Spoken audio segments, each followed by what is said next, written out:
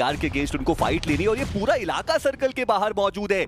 जल्दी आपको ये फाइट एग्जीक्यूट करनी पड़ेगी, उसके बाद जोन की तरफ भी आपको बढ़ना है और ऐसे में पोजिशनल एडवांटेज कहीं ना कहीं 4TR के पास, वो मैन एडवांटेज 4TR के पास। आर्थर का एक बढ़िया ग्रेनेड मास्टर को वहां पे डाउन किया जाएगा और गॉडजी बिल्कुल भी सही पोजीशनिंग में वो फाइट को लेने के दिख नहीं रहे थे। 4TR के खाते में जाते हुए आसान से वो 3 फिनिशेस, पर अब बारी है उनकी सर्कल के अंदर आने की।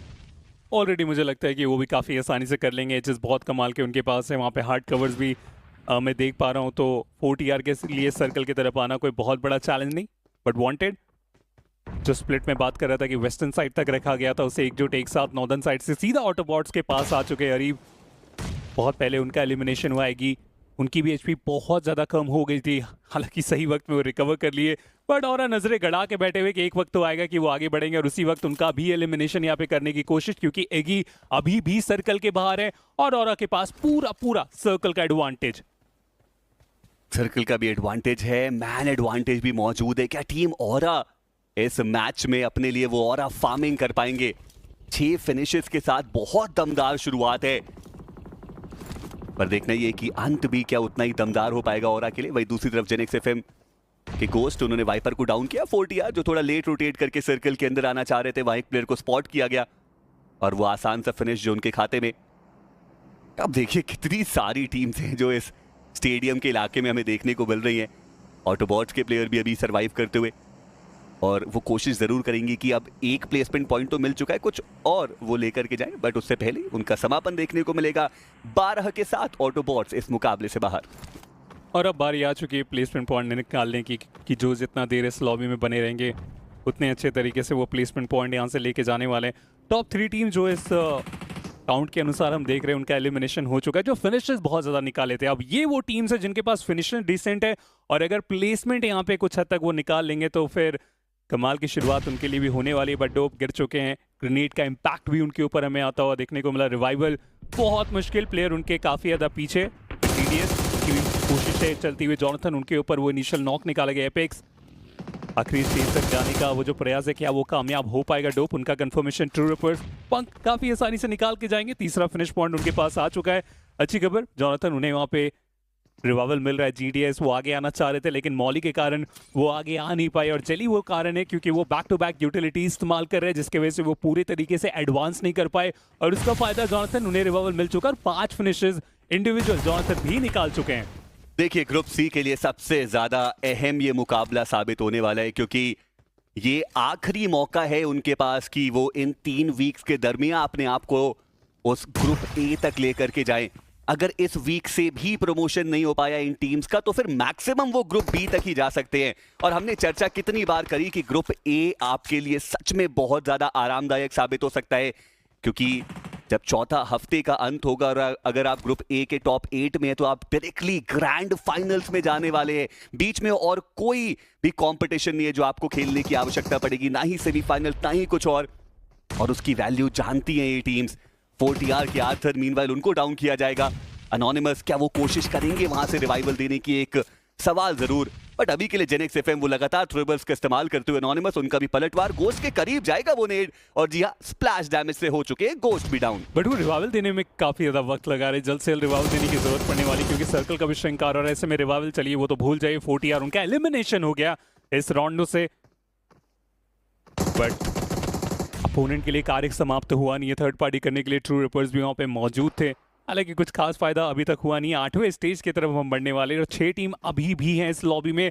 अच्छी खबर, जेनिक्स एफएम के जो प्लेयर वहाँ पे नॉक थे उन्हें रिवाइवल मिल चुका है, तो एक बार फिर से वो प्लेयर्स एडवांस करेंगे। बट ट्रू रिपर्स ये जो ग्रेनेड फेंके जा रहे डैमी, उनका वहाँ से रिपोजिशन करना बहुत जरूरी। अच्छी खबर, ट्रू रिपर्स को इस बात का अंदाजा ही नहीं था। अब ऐसे में ट्रू रिपर्स अपने सारे ऑलमोस्ट यूटिलिटीज वहां पे इस्तेमाल करने के बाद डिसीजन बनाया गया कि चलिए एकजुट एक साथ सर्कल की तरफ जाते हैं, वो हमारे लिए ज्यादा फायदेमंद होगा। बट 4TR जैसा हमने देखा एलिमिनेशन, 5 फिनिशर्स फिर भी निकाल के गए हैं वो। जी हाँ, और आप कह सकते हैं कि एक बढ़िया शुरुआत जो उन्होंने ली है।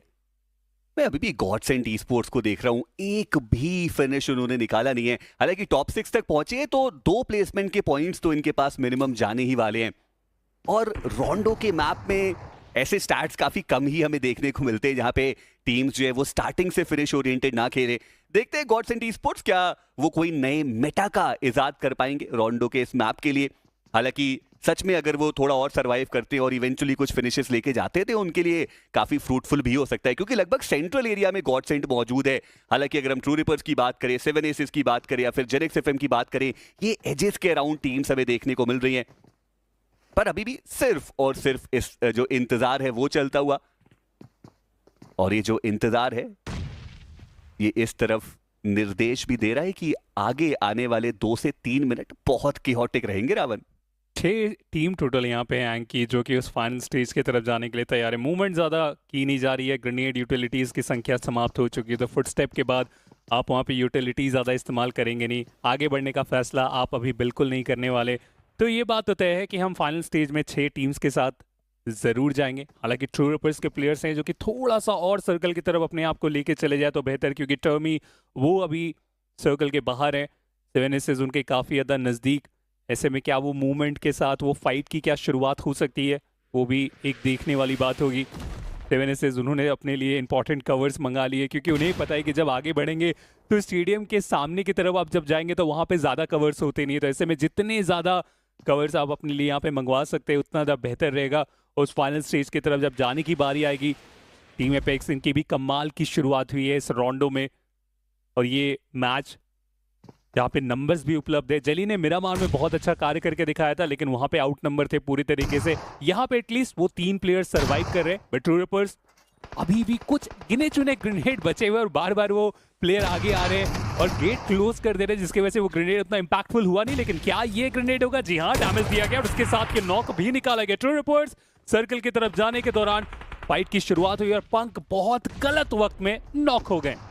जी हाँ, पर उन्होंने अपना काम कर दिया, ओपनिंग वहाँ पे क्रिएट कर दी गई है और अब देखना इंपॉर्टेंट रहेगा कि ट्रू रिपर्स वो क्या कुछ और फिनिशेस वहाँ से लेकर के जा सकते हैं। मीनवाइल जेली उनको भी डाउन किया गया, कोडर वो भी डाउन है, फ्रैगर उनको भी डाउन किया जाएगा और गॉडसेंट ई-स्पोर्ट्स वो सिर्फ 2 ही अंक इस मुकाबले से लेकर के जा पाए। उनका समापन हमें देखने को मिला जेनेक्स एफएम के द्वारा।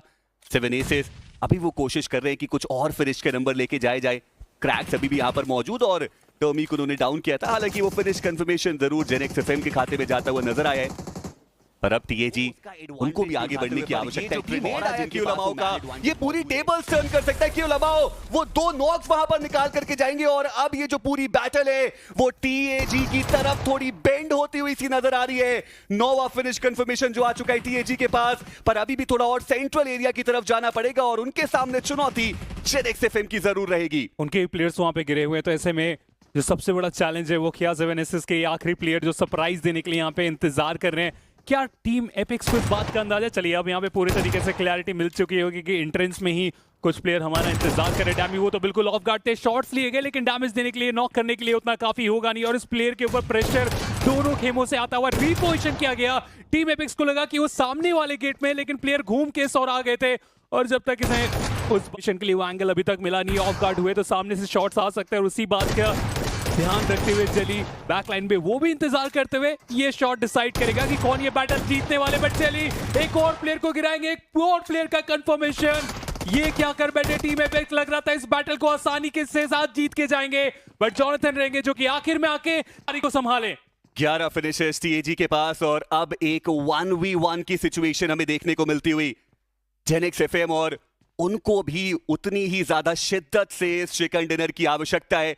पर जॉनथन क्या वो ऑफिशियल टूर्नामेंट का पहला चिकन डिनर टीएजी के खाते में लेकर के जा सकते हैं? वो देखने वाली बात जरूर। और मुझे लगता रहा है कि ये बारी थोड़ी हील बैटल की तरफ जाती हुई नजर आ रही है, क्योंकि वो खिलाड़ी तो नीचे ही फंसता हुआ नजर आया, वो ऊपर आ नहीं सकते। एक फर्स्ट एड जो जॉनथन के पास मौजूद, पर उन्होंने भी अपने आप को बूस्ट किया नहीं और ऐसे में ये चिकन डिनर किसके पास जाएगा? डैम्यू वो फर्स्ट एड वहां पे पॉप इन कर चुके हैं, जॉनथन वो भी फर्स्ट एड पॉप इन कर चुके हैं और जॉनथन वो सरवाइव करके जाएंगे अपनी टीम के लिए और साथ ही साथ ये winner chicken dinner team apex के खाते में जाता हुआ ये इंपॉर्टेंट गेम, और वहां पर जॉनथन अपनी टीम से